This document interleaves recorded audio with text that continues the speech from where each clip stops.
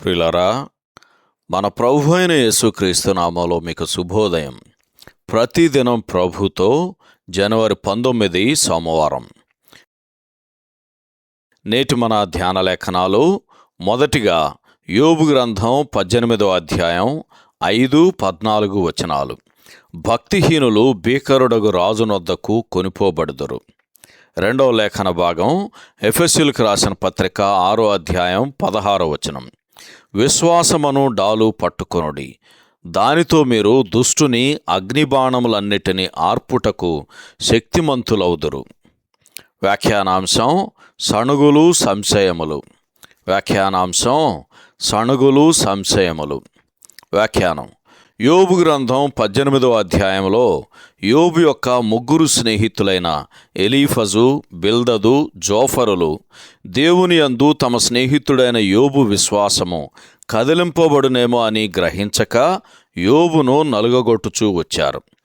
ఎవరి మీదనైనా నిందారోపణ చేయటానికి సాతాను సాధారణంగా ఈ విధంగానే పనిచేస్తాడు.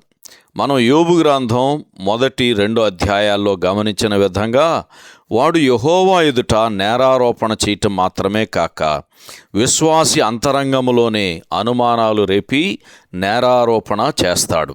ఎలాగంటే, నీకు నిజమైన విశ్వాసము లేదు, నీవు రక్షింపబడలేదు, దేవుడు నిన్ను విడిచిపెట్టాడు, నీవు దేవుని బిడ్డవైతే ఈ విధంగా ప్రవర్తించేవాడివి కాదు అనే ఆలోచనలు మనలోనే పుట్టిస్తాడు. ఇటువంటి మొదటి అనుమానాలు నాటినందువలన అవి వేరే వాటికి దారితీస్తాయి. వీటిని ఉపయోగించుకొని శత్రువు మళ్ళీ ఇలా గుసగుసలాడతాడు. ఎలాగంటే, నీకు అనుమానాలు వస్తున్నాయంటే నీకు విశ్వాసం లేదని అర్థం. ఒక విశ్వాసికి అనుమానాలు ఉండకూడదు అనే తలంపులు పుట్టిస్తాడు. మనం ధైర్యం గలవారమై దుష్టుని అగ్నిబాణములను ప్రక్కకు నెట్టివేయాలి. అయితే ఈ పని ఎలా చేయగలం?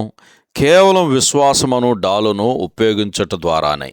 ఇంకొక మాటలో చెప్పాలంటే, దేవుని యందు మరియు ఆయన వాక్యములోని వాగ్దానములను విశ్వాసముంచుట వలన మాత్రమే ఆ విధంగా చేయగలం. ఎఫెసీయులకు రాసిన పత్రిక 6వ అధ్యాయం 16వ వచనం ఈ సందర్భంలో చదవండి.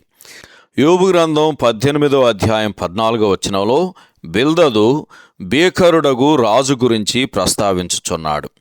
ఎల్లప్పుడూ భయపెట్టు ఈ రాజు మరణమే.